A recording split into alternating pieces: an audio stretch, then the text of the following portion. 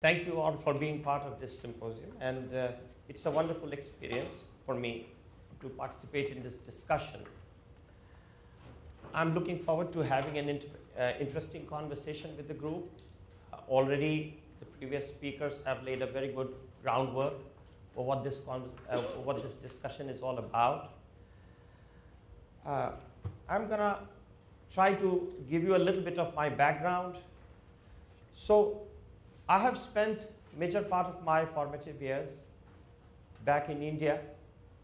That's where I did my medical school before I moved to United States in late 1990s. It has been my good fortune to have trained and worked under a very diverse set of circumstances. Thus, I'll be attempting to create a narrative around patient care, especially in the backdrop of hospital-acquired infections, by using the trajectory of my own career. So let me take you all down the memory lane back to India in 1980s. India at that time was what was then called a public sector economy. That meant that most of the hospitals, most of the educational institutions were government-owned and state-funded. And there were quite significant restrictions on private enterprise and foreign investment. It wasn't until 1991 that India was actually opened to the rest of the world, and that's when the foreign investment started pouring in. Private enterprise got an incentive, and actually things changed quite a bit in a matter of few years. So, as I said, most of the medical schools and hospitals were government funded in those days, and I started in 1980 as a medical student in one of the government funded hospitals located in a state called Bihar. And I'm going to try to give a little bit of context to what I'm talking about. So that's the state that I belong to, which was popularly known as, that part of India was called the Heartland of India. And actually it's one of the most thickly populated, although extremely poor states. My own town, which was called Ranchi, that's a snapshot of that town, and you can see, as it's known in India, we have an equal opportunity sharing of the roads, and there are pedestrians as well as cars and two-wheelers and all of that. And this is another shot of a busy street in my town, which I said had a population of about 1 million, which is modest from Indian standards. And this is a shot of the medical school that I trained in. And actually it was comparatively a newly built medical school in that part of the world. So when as a medical student, I started doing rounds in the hospital, it became quickly very clear to us as to where our major challenges were coming from. It had mostly to do with scarcity of resources. We had a widespread poverty, on top of that exploding population, poor sanitation, lack of safe drinking water. All this compounded the problem. And when you put lots of people in small spaces, that's a perfect breeding ground for communicable diseases. And then added to the fact that there was a lack of literacy in the population, that compounded the problem. So thus one had to constantly battle against this lack of resources. In those conditions, actually infectious diseases formed the bulk of our healthcare burden. But there were different kinds of infections, mostly to do with the socioeconomic conditions. So infections such as tuberculosis, malaria, this is a slide where I talked about some of the prevailing socioeconomic conditions which actually led to some of the problems in the healthcare, and a lot of it had to do, again, with the lack of resources poor living conditions, exploding growth of population, gender inequality. And these were some of the common infections we encountered in our hospitals very commonly. And again, as you can see, most of them are spread through water and food, although there are some which are spread through the vector, mosquito-borne infections. So while it was important to quickly diagnose and treat these problems promptly, it quickly became quite evident that prevention held the key, because otherwise the system could easily get overwhelmed.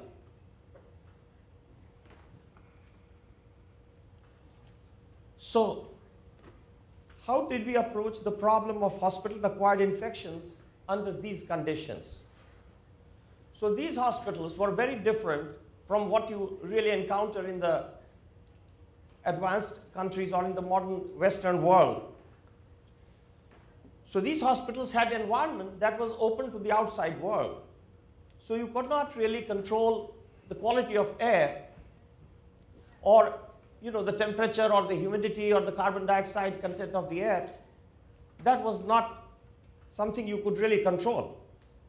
So the environment inside the hospital was actually in direct contact with the outside world.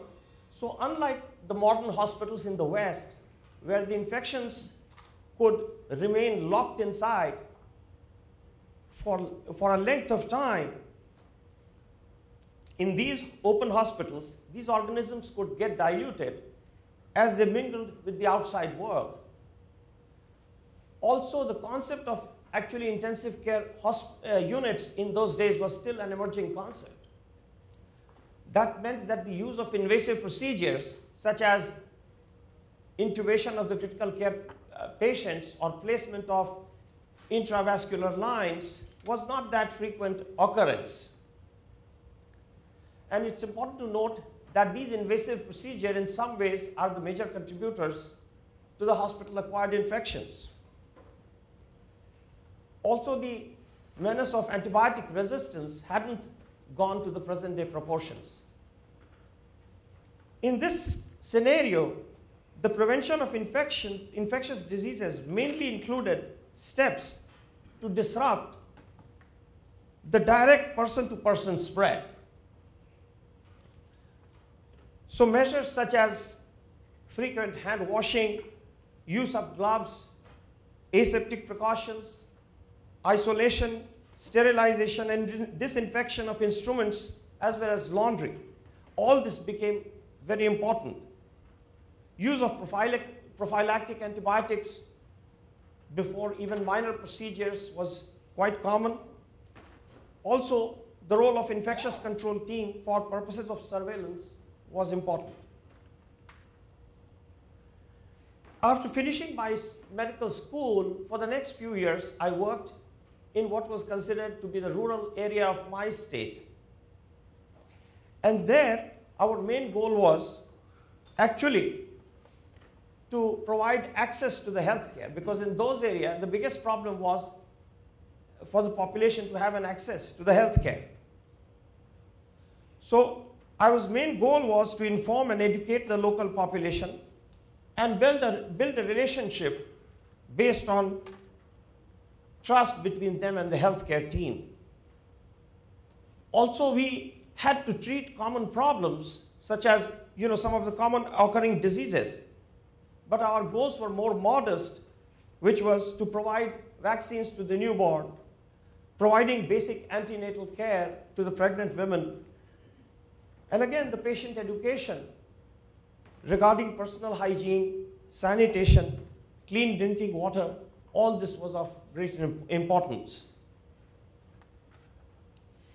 In 1997, my career took a major turn. I moved to United States and started my residency in one of the busy community hospitals in Brooklyn, New York. This, in a way, was my first time exposure to the modern multi-speciality hospital. And what was really striking to me was the first time availability of vast amount of resources. And that took the concept of healthcare to a different level in my mind. Working on medical floors, the use of intubation for in the critical care settings and intravascular lines were commonplace. So this introduced me to the occurrence of common problems in the hospitals, such as ventilator-associated pneumonias, infections from intravascular lines, urinary tract infections, surgical site infections, and Clostridium difficile infections. These were one of the most common and frequent occurrences in the hospital setting. The impact of hospital-acquired infection was even greater in the clinical care setting. Thus, the importance of hospital-acquired infections and its economic and psychological impact became far more relevant.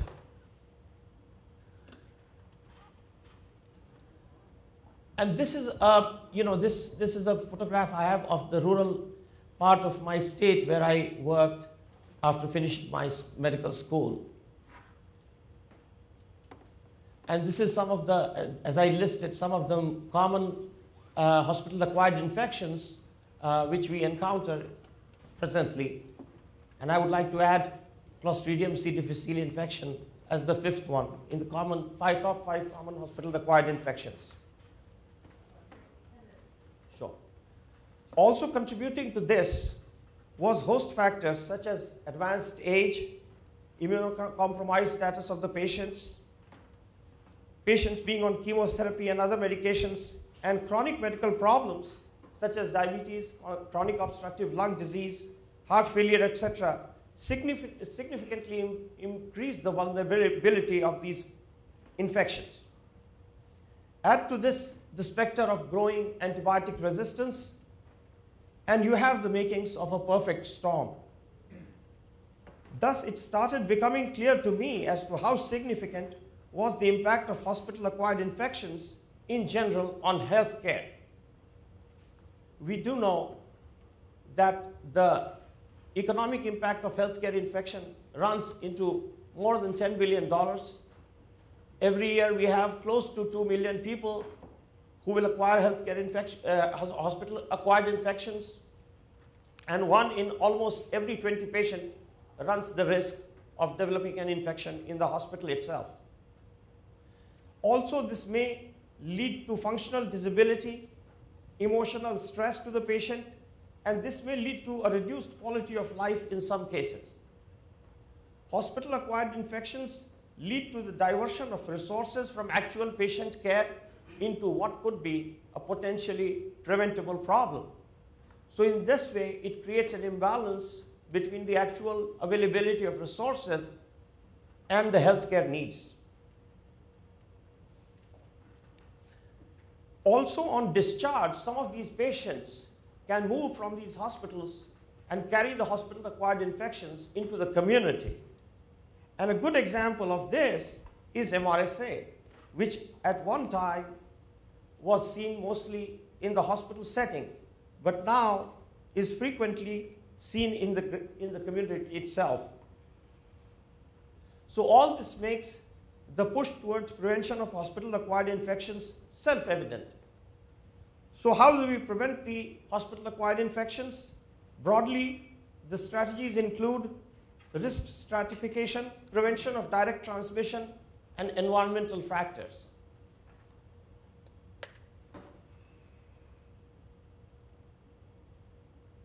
So in the risk stratification, we have to separate the patients based on their high risk, and the ones with a higher risk for hospital-acquired infections have to be put under isolation, or a special care has to be directed towards them. Prevention of direct transmission is again something which we are often talking about, where we try to prevent the direct transmission through, again, frequent hand washing and use of other protective equipments. And then environmental factors. This will include some of the topics that we have touched upon and we might talk about. And broadly speaking, that will include things like the construction of the building, the quality of air, and infections related with other elements such as water, food, and waste.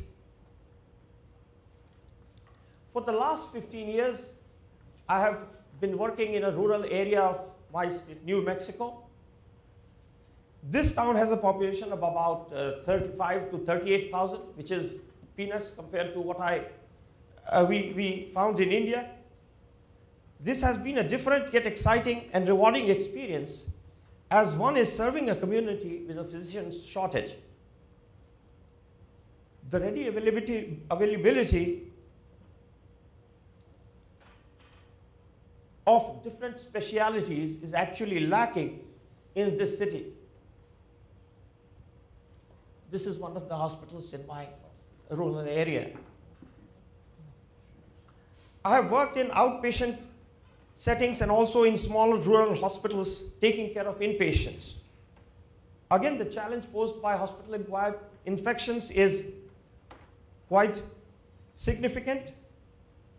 But there's another aspect which we have become aware of, that sometimes there is a tendency on the part of physicians to deny the occurrence of hospital-acquired infections, because somewhere it puts some kind of a responsibility on ourselves as being part of the problem.